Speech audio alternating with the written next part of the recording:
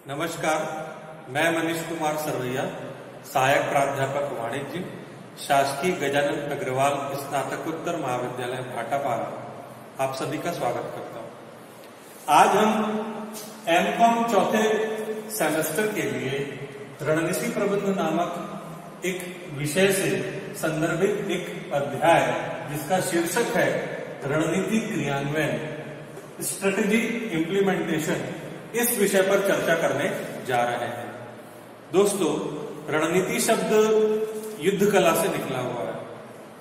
जिस तरह युद्ध जीतने के लिए सामने वाले प्रतिद्वंदी की प्रत्येक परिस्थितियों को जानना और अपनी क्षमता और परिस्थितियों को जानना, उसके बाद योजना बनाना और युद्ध जीतना, ये सब कार्य किए जाते थे, उसी तरह आज के कॉरपोरेट जगत में या ग्लोबलाइज्ड युग में प्रतिद्वंदी कंपनी के साथ प्रतियोगिता करने के लिए, उससे मार्केट में आगे बढ़ने के लिए रणनीति प्रबंध विषय का आविर्भाव हुआ।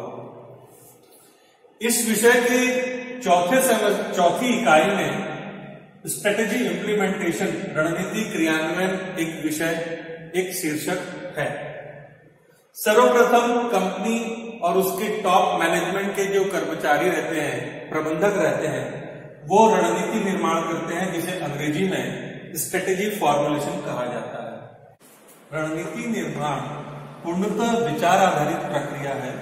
इसमें शीर्ष प्रबंध के लोग यह विचार करते हैं कि हमारा उद्देश्य क्या है और उस उद्देश्य के आधार पर हमें क्या क्या कार्य करने हैं।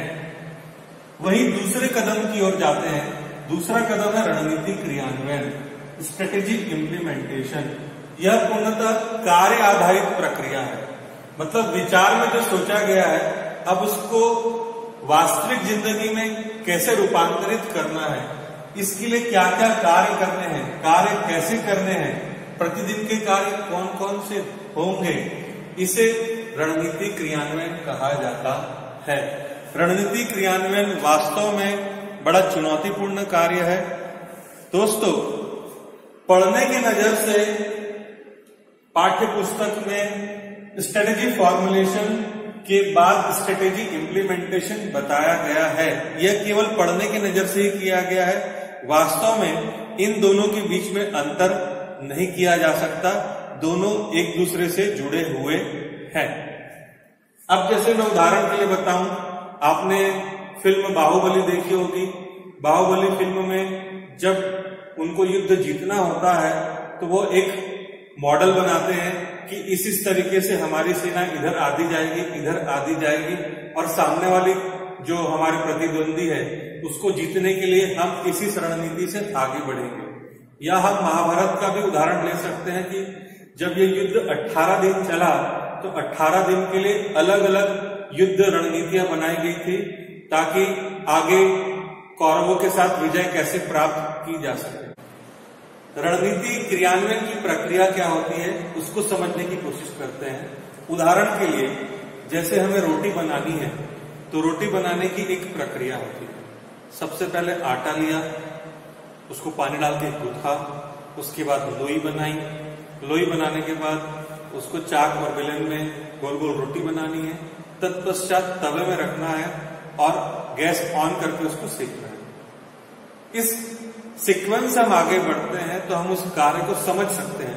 ठीक उसी तरीके से हम रणनीति क्रियान्वयन एक प्रक्रिया के रूप में कैसे समझते हैं, देखते हैं।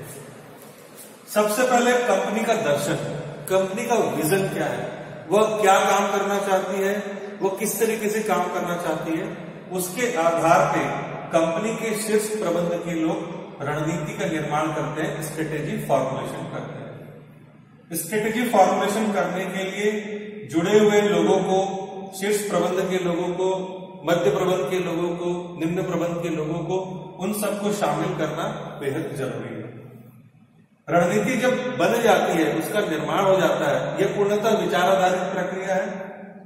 इसके पश्चात उसका क्रियान्वयन करना, उसको कार्य रूप में परिणित करना है।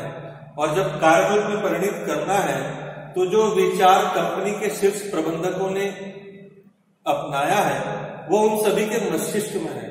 अब जो भी कर्मचारी जुड़े हुए हैं, चाहे वो निम्न स्तर के हो चाहे मध्य स्तर के हो, उनको उस प्लान के बारे में, उस योजना के बारे में विस्तार पूर्वक समझाना बेहद जरूरी हो जाता है। अतः यहाँ पे संप्रेषण की भूमिका आती है। शीर्ष प्रबंध के लोगों ने जो भी रणनीति सोची है उसका प्रदर्शन, उसका कम्युनिकेशन अब बाकी सारे लोगों के साथ करना है, तब जाके क्रियान्वयन की प्रक्रिया अच्छी तरीके से हो पाएगी।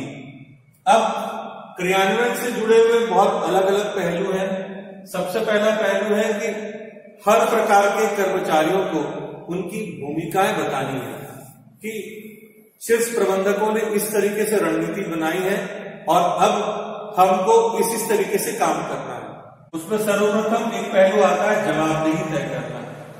प्रत्येक स्तर के कर्मचारियों को उनकी जवाबदेही बताना जरूरी है। उनकी रिस्पॉन्सिबिलिटी क्या है, उनकी अकाउंटेबिलिटी क्या है।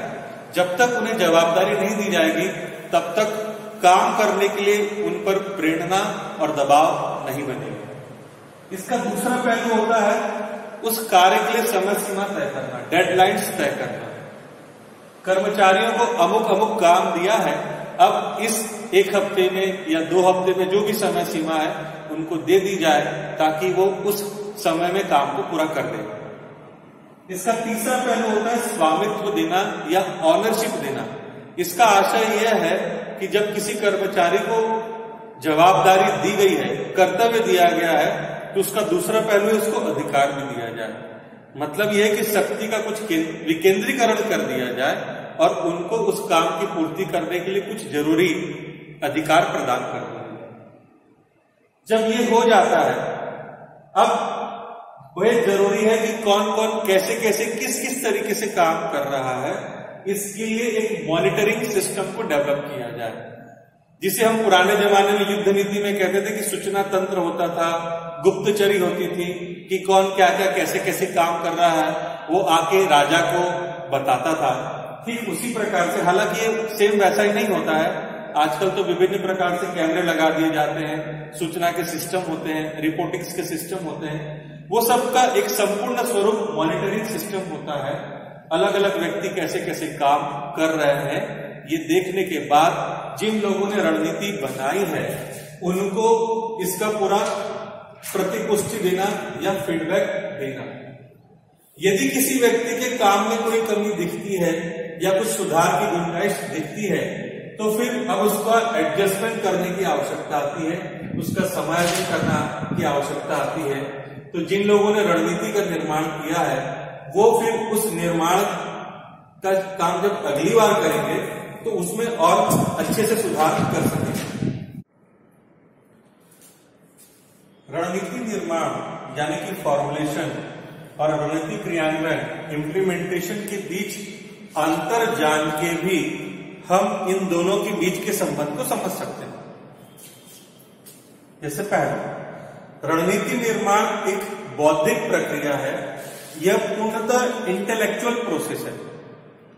जो शीर्ष प्रबंध के लोग मिल बैठ के काम करेंगे वो अपने विचार, अपनी बुद्धि, अपने अनुभव ये सब का उपयोग करेंगे और इसके आधार पर कंपनी क्या लक्ष्य प्राप्त करना चाहती है या सामने वाले प्रतिद्वंदी की किस दक्षता को वह पार पाना चाहती है, ये सारे बिंदुओं पर सोच विचार करके वहां रणनीति का निर्माण किया जाता है। वहीं दूसरी ओर क्रियान्वयन जो है वो एक क्रियात्मक प्रक्रिया है, अर्थात अब इसे कार्य रूप में परिणित करना है। जो सोचा है, जो दिमाग में है, अब उसे कार्य करके पूरा करना है। उदाहरण के लिए यदि मैं बाहुबली फिल्म का एग्जाम्पल दूं तो वहां पे जब राजा ने अपनी रणनीति बता दी कि इस तरीके से हमें युद्ध करना है, तो अब बारी आती कि मैदान में सेनापति, सैनिक और बाकी सारे लोग कैसे अपनी भूमिका अदा करेंगे। इसमें दूसरा अंतर होता है कि रणनीति निर्माण करने के लिए कुछ दक्षताओं की आवश्यकता होती है, जैसे अवधारणात्मक अंतर्ज्ञान और विश्लेषणात्मक दक्षता। Intuitive skill and analytical skill, जब विचार करने की, योजना बनाने की बात आती है तो अंतर्ज्ञान बड़ा जरूरी एक दक्षता हो जाती है कि अचानक से हमको ख्याल आता है कि नहीं, ऐसा करना चाहिए। बिना किसी तर्क लगाए अचानक से कोई जब विचार आता है तो उसे अंतर्ज्ञान कहा जाता है। और विश्लेषण करने की शक्ति से भी योजना के अलग अलग पहलुओं को बारीकी से जांच की जाती है और उस पर विस्तार से निर्णय किया जाता है। रणनीति क्रियान्वयन के लिए लीडरशिप क्वालिटी और मोटिवेटिंग क्वालिटी बहुत जरूरी है। जब कर्मचारी कार्य करते हैं और कार्य करते करते बोर हो जाते हैं या थक जाते हैं या उन्हें जब काम करने का मन नहीं होता है, उस परिस्थिति में लीडरशिप क्वालिटी बड़ी भूमिका अदा करती है। आजादी के आंदोलन के समय भी हमने अलग अलग नेताओं की लीडरशिप क्वालिटी को देखा। यदि आज वर्तमान संदर्भ में हम देखें तो श्रीमान नरेंद्र मोदी जी की लीडरशिप क्वालिटी का हम उदाहरण ले सकते हैं कि जब लॉकडाउन के दौरान विभिन्न प्रकार की जनताओं पर अलग अलग प्रकार के आर्थिक, मानसिक, बौद्धिक प्रभाव पड़ रहे हैं, तो उस प्रभाव के दौरान ताली बजवा के या घंटी बजवा के उन्होंने जो प्रतीकात्मक गतिविधियां करवाई, यह वास्तव में पूरी आम जनता को नेतृत्व कला से प्रेरित करने का बहुत बड़ा उदाहरण हमारे सामने है। तीसरा और है अंतर शीर्ष प्रबंधकों के बीच तालमेल। जब कोई रणनीति बनाई जाती है तो जो गिने चुने लोग थॉट प्रोसेस में लगे हुए हैं, चिंतनशील कार्य में लगे हुए हैं, उन सभी के बीच तालमेल, कोऑर्डिनेशन बेहद जरूरी हो जाता है। और जब ये तालमेल बहुत अच्छे तरीके से संचालित होता है तो रणनीति का जो ड्राफ्ट है, उसका जो मैनुअल है, वो बहुत बढ़िया बन जाता है। वहीं दूसरी ओर जब रणनीति को कार्य रूप में परिणित करना है तो जो मध्य स्तर के कर्मचारी है और जो निम्न स्तर के कर्मचारी है, उन लोगों के बीच में तालमेल बहुत जरूरी हो जाता है। अब उदाहरण के लिए हम क्रिकेट की तरफ देखते हैं। क्रिकेट में जब ऑस्ट्रेलिया भारत के विरुद्ध होती है तो क्रिकेट बोर्ड में बैठे हुए लोग कप्तान के साथ बैठ के ड्राइंग रूम में रणनीति बना लेते हैं, लेकिन उस रणनीति का क्रियान्वयन मैदान में होता है। विकेट कीपर कैसे विकेट कीपिंग करेगा, बॉलर कैसे बॉलिंग करेगा, फील्डर कैसे फील्डिंग करेगा, ये सब एक्चुअली ग्राउंड में वर्क होता है। इसीलिए इन सारे कर्मचारियों के बीच तालमेल बेहद अपेक्षित होता है। चौथा अंतर होता है उद्यमी कार्य और निर्णय आधारित।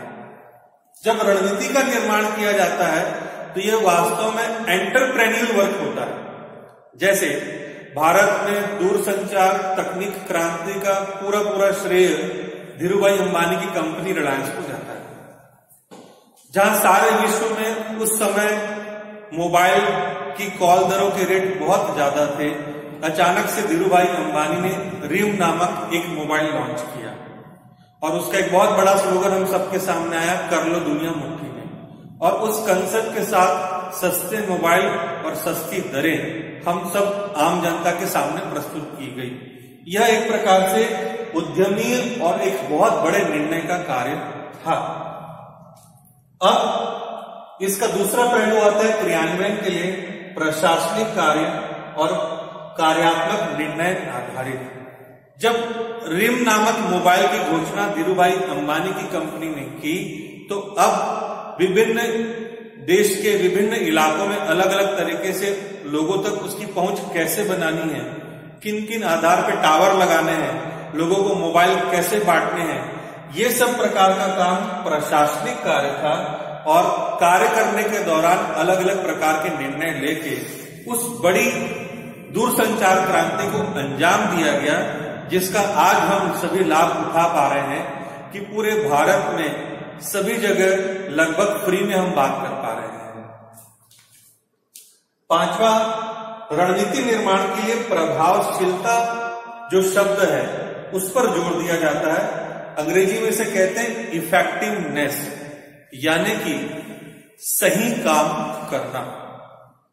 जब भी काम करने के बारे में कंपनी सोचेगी या रणनीति बनाने के बारे में सोचेगी तो वो सही काम, उचित काम करने के बारे में सोचेगी। वहीं दूसरी ओर जब क्रियान्वयन की बात आती है तो वहां पे दक्षता या इफिशियंसी शब्द पर जोर दिया जाता है। इफिशियंसी शब्द का सीधा सीधा संबंध है इनपुट और आउटपुट से। यदि मेरा बच्चा 1 घंटे लगातार लिख रहा है और बदले में केवल उसने 2 ही पेज लिखे, तो मैं यहां कहूंगा कि उसकी इफिशियंसी बराबर नहीं है। यदि किसी कर्मचारी को काम करने के लिए दिया कि इस फलाना फाइल को आपको रेडी करनी है और वह मान लो उसको रेडी करने में 1 हफ्ता लगाता है, तो हम कहेंगे कि वहां पे इफिशियंसी बराबर नहीं है। तो इफिशियंसी का जोर क्रियान्वयन के दौरान दिया जाता है। अंत में दोनों के अंतर को समझने के लिए एक पॉइंट और बताया गया है, वह है संगठन का आकार। रणनीति का निर्माण करने के दौरान संगठन के आकार से रणनीति निर्माण की प्रक्रिया पर कोई बहुत विशेष प्रभाव नहीं पड़ता। यदि कोई रिलायंस जैसी बहुत विशालकाय कंपनी हो या बिग बाजार जैसी विशालकाय कंपनी हो या कोई छोटी कंपनी लोकल स्तर की कंपनी हो, तो इनके रणनीतिक फॉर्मुलेशन के दौरान बहुत विशेष अंतर नहीं आएगा। क्यों? क्योंकि सोचना है और रूम में बैठ करके रणनीति प्लान कर देनी है। वहीं दूसरी ओर जब क्रियान्वयन की बात आएगी तो संगठन के आकार से उस क्रियान्वयन में बहुत फर्क पड़ेगा। जैसे लॉकडाउन पूरे भारत में लगाया गया। लॉकडाउन पूरे भारत में लगाया गया तो ये बहुत विशाल देश है, इतनी बड़ी जनसंख्या, तो यहाँ पे आकार का बहुत फर्क पड़ेगा। और इस आकार की वजह से कुछ नए नए डिपार्टमेंट्स, नए नए कर्मचारियों को एम्प्लॉय करना पड़ेगा। अभी कोरोना वायरस फैला हुआ है तो इस वजह से ज्यादा बेड्स बनाना और रेलवे के माध्यम से भी नए नए कंपार्टमेंट्स बनाने की कोशिश की जा रही है, नई सेल्स टेरिटरी बनाना, ये सब से आकार में बहुत फर्क पड़ता है। इम्प्लीमेंटेशन प्रोसेस में यदि आकार छोटा रहेगा तो बहुत ज्यादा अंतर नहीं पड़ेगा, लेकिन जब आकार बड़ा रहेगा तो नए डिपार्टमेंट्स बनाना, नए कर्मचारियों की नियुक्ति करना, नए इंफ्रास्ट्रक्चर तैयार करना, ये सब काम करना बेहद जरूरी हो जाता है। अब इन दोनों के बीच संबंध को एक और दूसरे नजरिए से देखने की कोशिश करते हैं। जैसा पूर्व में मैंने आपको बताया कि केवल अध्ययन के नजरिए से निर्माण और क्रियान्वयन को अलग अलग चरण के रूप में बताया गया है, जबकि वास्तविकता में वो दोनों एक दूसरे से जुड़े हुए होते हैं। इन दोनों के बीच संबंधों के 2 पहलू बताए जाते हैं। एक होता है फॉरवर्ड लिंकेज, अग्रगामी संबंध, और दूसरा होता है बैकवर्ड लिंकेज, पृष्ठगामी संबंध। रणनीति का निर्माण रणनीतिकारों ने जितना अच्छे तरीके से किया होगा, जितना मजबूती से किया होगा, उतनी ही अच्छे तरीके से इसका प्रभाव क्रियान्वयन पे पड़ेगा।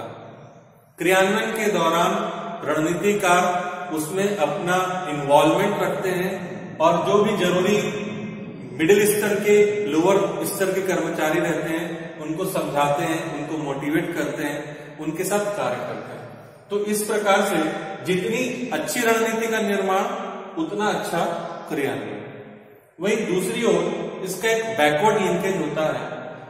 रणनीति के क्रियान्वयन के दौरान मध्यम स्तर और निम्न स्तर के कर्मचारियों को जो जो अनुभव होते हैं या उनसे जो जो गलतियां होती है या परिणाम प्राप्त करने के दौरान उनके जो निरीक्षण होते हैं, वो सारी चीजें इन रणनीतिकारों से जब वो साझा करते हैं तो अगली बार रणनीतिकार जब रणनीति बनाएंगे तो वो उन पुराने और नए अनुभवों के आधार पर अगली रणनीति को और बेहतर तरीके से निर्मित कर पाएंगे, फॉर्मुलेट कर पाएंगे। रणनीति निर्माण और क्रियान्वयन के बीच के अंतर संबंध को हम इस वर्गाकार चित्र के माध्यम से समझ सकते हैं। निर्माण और क्रियान्वयन, मैंने इस आधार पर निर्माण को लिया है और इस अक्ष पर क्रियान्वयन को लिया है। निर्माण के 2 प्रकार हो सकते हैं, कमजोर और बेहतर, जिसे मैंने माइनस और प्लस से दर्शाया है। उसी तरीके से क्रियान्वयन का जो पक्ष है उसके 2 पहलू हो सकते हैं, कमजोर यानी माइनस, बेहतर यानी प्लस। इस वर्गीकरण के आधार पर 4 वर्ग हमें प्राप्त होते हैं, ए, बी, सी और डी। आइए पहले देखते हैं ए वर्ग। ए वर्ग का आशय यह है कि रणनीति का निर्माण बहुत बेहतर तरीके से हुआ है, लेकिन उसका क्रियान्वयन कमजोर तरीके से हुआ है। यह स्थिति कंपनी के लिए आदर्श नहीं कहा जा सकता। इसमें कहीं ना कहीं सुधार की आवश्यकता है। क्रियान्वयन का पहलू कमजोर क्यों हुआ, उसके कुछ कारण हो सकते हैं, जैसे अनुभव की कमी। जो लोग काम कर रहे हैं उनमें कुछ अनुभव की कमी रही होगी, इस वजह से क्रियान्वयन कमजोर हुआ। साधनों की कमी, एक्स व्यक्ति को अमुक काम दे दिया, आपको यह काम करना है, लेकिन उस काम करने के लिए उसे जरूरी संसाधन या तकनीक उपलब्ध नहीं कराई, इसलिए क्रियान्वयन कमजोर हो गया। नेतृत्व कला का अभाव बेहद जरूरी है। पूर्व में हमने चर्चा की है कि क्रियान्वयन के दौरान मध्य और निम्न स्तर के कर्मचारियों के बीच तालमेल बेहद जरूरी है, और इस तालमेल के लिए एक लीडरशिप कैरेक्टर, नेतृत्व कला का चेहरा सामने होना बहुत जरूरी है। अगर शानदार नेतृत्व नहीं मिला था, इस वजह से भी क्रियान्वयन गड़बड़ हो गया था। अब इसका दूसरा वर्ग है बी। इस दूसरे वर्ग को बेहद आदर्श स्थिति कंपनी के लिए माना जाता है। इसमें दोनों प्लस है, निर्माण की भी स्थिति प्लस है और इम्प्लीमेंटेशन की स्थिति भी प्लस है। मतलब ये कि रणनीतिकारों ने रणनीति का निर्माण बेहतर तरीके से किया और कार्य करने वाले कर्मचारियों ने भी उस काम को बेहतर तरीके से अंजाम दिया। तो हर स्थिति में कोई भी कंपनी या संगठन इस बी अवस्था को प्राप्त करने की कोशिश करेगा। पूर्व में जो चर्चा के दौरान जो ए वर्ग बताया गया है, उस ए वर्ग से कंपनी बी वर्ग की ओर आने की हमेशा कोशिश करती रहेगी। अब इसमें सी तीसरा वर्ग है। यह सबसे खराब स्थिति मानी जाती है। निर्माण भी कमजोर और क्रियान्वयन भी कमजोर, यानी कि माइनस और माइनस। रणनीति का निर्माण करने वालों ने रणनीति कमजोर तरीके से बनाई और उसका क्रियान्वयन करने वालों ने भी बहुत कमजोर तरीके से या निकृष्ट तरीके से उसका क्रियान्वयन किया। इन चारों वर्गों में ये सी वर्ग जो है सबसे मुश्किल स्थिति वाला वर्ग है। यहाँ पे कंपनी के प्रबंधकों को, रणनीतिकारों को बहुत अलग अलग पहलुओं से विचार करने की आवश्यकता है, इसीलिए मैंने यहाँ पे विचारणीय स्थिति लिखा है। अब कोई भी कंपनी या संगठन यह चाहेगी कि वह सी से बी स्थिति की ओर रुख करे। इसका चौथा जो वर्ग है वह है डी। इस वर्ग का आशय यह है कि निर्माण कमजोर हुआ है, लेकिन उसका क्रियान्वयन मजबूत तरीके से हुआ है। मतलब यह कि रणनीति का निर्माण करने के दौरान जिन लोगों ने रणनीति बनाई, उनके अनुभव, उनकी विश्लेषण शक्ति, उनकी अंतर्ज्ञानात्मक शक्ति, इन सारी वजहों से कहीं ना कहीं निर्माण कमजोर हो गया। लेकिन जब कार्य में परिणत करने की बारी आई तो निम्न स्तरीय और मध्यम स्तरीय कर्मचारियों ने अपना परफॉर्मेंस बहुत शानदार तरीके से दिया। इस वजह से ये डी स्थिति का जन्म हुआ। इसलिए यहाँ पे रणनीतिकारों के लिए यह सलाह है कि वह अपनी रणनीति का फिर से विश्लेषण करें और जिन जिन लोगों ने काम किया है उनसे अनुभव प्राप्त करें और अगली बार जब रणनीति बनाए तो बेहद शानदार तरीके से बनाए। इस तरीके से हम रणनीति निर्माण और क्रियान्वयन के बीच के अंतर संबंधों को स्पष्ट कर सकते हैं। धन्यवाद।